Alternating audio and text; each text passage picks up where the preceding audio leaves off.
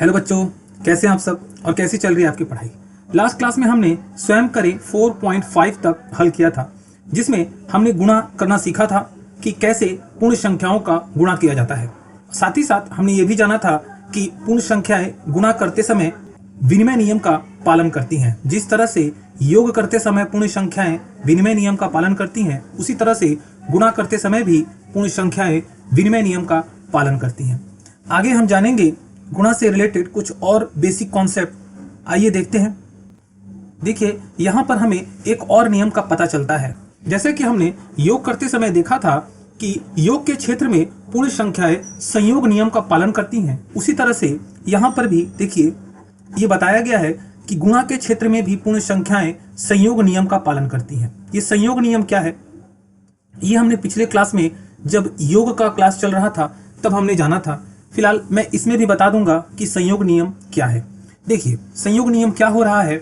यहाँ पर देखिए, एक उदाहरण के लिए यहाँ पर 3 संख्याएं दी हुई हैं। मान लीजिए A, B और C, ये 3 संख्याएं हैं, ठीक है। तो इसको हम अलग अलग तरीके से गुणा कर सकते हैं और हर अवस्था में गुणनफल सेम आएगा, ठीक है। इसी को कहते हैं संयोग नियम। संयोग क्या करना है, देखिए यहाँ पर आप A, B, C तीनों को एक साथ गुणा करिए, ठीक है। या फिर आप A और B का पहले संयोग करिए, मतलब कि A और B को पहले गुणा करिए और उसके बाद जो भी गुणनफल आता है उससे C का गुणा कर दीजिए, ठीक है। C यहाँ पर तीसरी संख्या है, A पहली संख्या और B दूसरी संख्या है। तो अगर हम इसी तरह से अगर 3 संख्याओं का गुणा करते हैं, अगर 3 पूर्ण संख्याएं हैं और उनके बीच में गुणा हो रहा है, तो आप चाहे तो पहली, दूसरी, तीसरी संख्या को लगातार गुणा कर सकते हैं, तो जो वैल्यू आएगा, और आप चाहे तो पहली और दूसरी का एक संयोग बनाइए कि मतलब पहले हम पहली और दूसरी का गुणा करेंगे और उसके बाद जो गुणनफल आएगा उसका हम तीसरी संख्या से गुणा कर देंगे, उसका भी एक वैल्यू आएगा। तो दोनों का वैल्यू बराबर होगा। देखिए यहाँ पर बराबर का निशान दिया गया है, इसका मतलब दोनों का वैल्यू बराबर होगा। और आप चाहे तो पहली संख्या को छोड़ दीजिए, दूसरी और तीसरी संख्या का पहले संयोग करिए और उनका जो गुणनफल होगा उसके साथ आप पहली संख्या का गुणा कीजिए, तो भी जो गुणनफल आएगा वो बराबर आएगा। यही है संयोग का नियम, ठीक है, जो हमने योग करते समय भी सीखा था। यहाँ पर भी हमने देखा कि गुणा के क्षेत्र में पूर्ण संख्याएं संयोग नियम का पालन करती हैं। आइए आगे देखते हैं। आगे एक एक्सरसाइज दिया हुआ है, स्वयं करें 4.6। इसमें दिए सवालों को हम क्या करेंगे, संयोग नियम से हल करेंगे। देखिए, सबसे पहला सवाल जो है हम इसको उतार लेते हैं, -6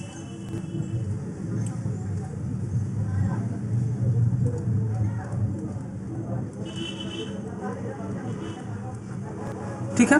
तो ये मैंने सवाल उतार लिया। अब इसको कैसे हल करना है।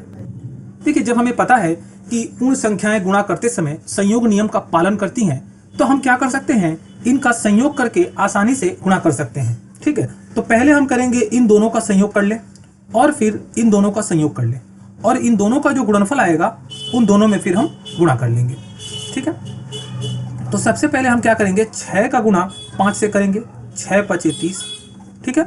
और दोनों का निशान देखिए बराबर है। ये लास्ट क्लास में हमने बहुत अच्छी तरह से सीखा था कि निशान क्या रहेगा, जो भी हम गुणनफल निकालेंगे उसका निशान क्या रखेंगे, ठीक है। प्लस होगा कि माइनस होगा, इसमें बच्चों को काफ़ी कंफ्यूजन रहता है। तो लास्ट क्लास में हमने काफ़ी इसके ऊपर डिस्कस किया था और बहुत डीपली समझा था कि निशान क्या होगा। अगर आप में से किसी को साइंस से रिलेटेड निशान को लेकर के कुछ अगर प्रॉब्लम होती है, कोई कंफ्यूजन रहता है, तो आप ये लास्ट वाला वीडियो जरूर देख लें, जिससे आप ये क्लियर हो जाएंगे कि निशान क्या रहेगा। देखिए, यहाँ पर 6 × 5 = 30 हमने कर दिया और दोनों का निशान क्या है, बराबर है, इसलिए निशान क्या रहेगा, गुणनफल का प्लस रहेगा, ठीक है। फिर हम क्या करेंगे, ये जो गुणा का निशान जो बीच में दिया हुआ है ये उतार लिए। फिर आगे 7 और 3 का गुणा करेंगे तो 7 × 3 = 21 और दोनों का निशान बराबर है, इसलिए रहेगा ये प्लस, हो गया। अब इन दोनों का गुणा कर देंगे। इन दोनों का जब गुणा करेंगे तो 30 और 21 का गुणा होगा, तो 21 तियां हो जाएगा 63 और ये एक 0 यहाँ पर बैठ जाएगा, ठीक है। तो ये उत्तर हो गया 630। तो यहाँ हम बैठा देंगे 630, 630, ये पहला का उत्तर हो गया, ठीक है। इसी तरह से आप दूसरा सवाल कैसे हल करेंगे। दूसरा सवाल में देखिए 1 2 3 4 5, यहाँ पर 5 संख्याएं दी हुई हैं। पहले हमने जो बनाया था 4 संख्या, यहाँ 5 संख्या दी हुई है। तो हम क्या कर सकते हैं, संयोग करने के लिए हम पहले इन दोनों का गुणा करेंगे, फिर इन दोनों का गुणा करेंगे और फिर लास्ट में इन का गुणा कर देंगे। ठीक है, तो चलिए डायरेक्ट यहां से हम गुणा कर लेते हैं। सवाल मैं नहीं उतारता हूं, डायरेक्ट यहां गुणा करके उतारता हूं। देखिए 5 दुगुने 10 और निशान क्या रहेगा, दोनों का बराबर है, यानी कि माइनस माइनस है तो निशान रहेगा प्लस का।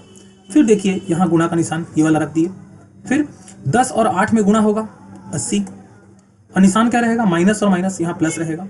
फिर गुणा 3 माइनस 3। ठीक है, फिर एक काम करते हैं, इसका हम संयोग कर लेते हैं।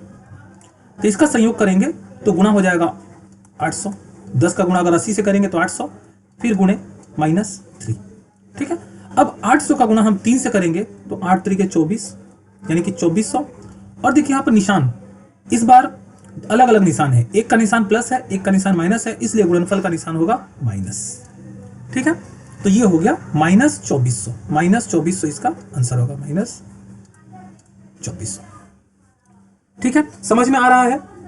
चलिए तीसरा को भी हल कर लेते हैं। तीसरा नंबर सवाल में यहाँ को हल कर रहा हूँ। सवाल बिना उतारे यहीं से हल करना शुरू करते हैं। तो सबसे पहले देखिए संयोग, यहाँ पर 3 संख्या है। ठीक है, तो जैसे देखिए 2 नंबर हल करते समय यहाँ पर 3 संख्या थी, वैसे यहाँ पर है, तो पहले हम क्या करेंगे, इन दोनों का संयोग कर लेंगे। ठीक है, आप चाहे तो 12 और 2 का भी संयोग कर सकते हैं, क्योंकि आप ये समझ चुके हैं कि गुणा करते समय पूर्ण संख्याएं संयोग नियम का पालन करती हैं। ठीक है, तो आप चाहे तो आप ये 11 और 12 का संयोग कर लें, या फिर 12 और 2 का संयोग कर लें।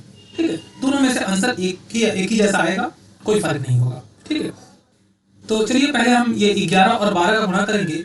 तो 12 और 11 का गुणा होगा तो कितना होगा, 132। निशान देखिए दोनों का बराबर है, इसलिए रहेगा प्लस। फिर ये गुणा का निशान देंगे और ये -2। ठीक है, अब 132 का गुणा हम करेंगे 2 से तो आएगा 264। ठीक है, एक का निशान प्लस है, एक का निशान माइनस है, मतलब अलग अलग निशान है, तो गुणनफल का जो निशान होगा वो माइनस होगा। तो 3 का जो आंसर हम लिखेंगे -264। चलिए चौथा का भी हल कर लेते हैं। चौथा में 1 2 3 4 5, यहाँ 5 संख्या दी हुई है, वैसे ही हल करेंगे, कोई दिक्कत नहीं है। पहले हम क्या करेंगे, इन दोनों का संयोग कर ले, फिर इन दोनों का संयोग कर ले, फिर 3 को अलग रखते हैं। ठीक है, तो 11 से 9 में गुणा होगा तो 11 9 99, और दोनों का निशान माइनस है, इसलिए निशान प्लस रहेगा। ठीक है, मतलब दोनों का निशान बराबर है, इसलिए प्लस रहेगा। फिर देखिए 6 5 30 और निशान दोनों का बराबर है, इसलिए प्लस, फिर गुणा -3। अब इसका संयोग कर लेते हैं, तो 99 गुणे 3, 99 गुणे 3 होगा 297, 297 और एक जीरो यहाँ बैठ जाएगा। दोनों का निशान प्लस है, इसलिए गुणनफल का भी निशान होगा प्लस, यानी कि दोनों का निशान बराबर है, इसलिए गुणनफल का निशान होगा प्लस। फिर यहाँ पर गुणा -3।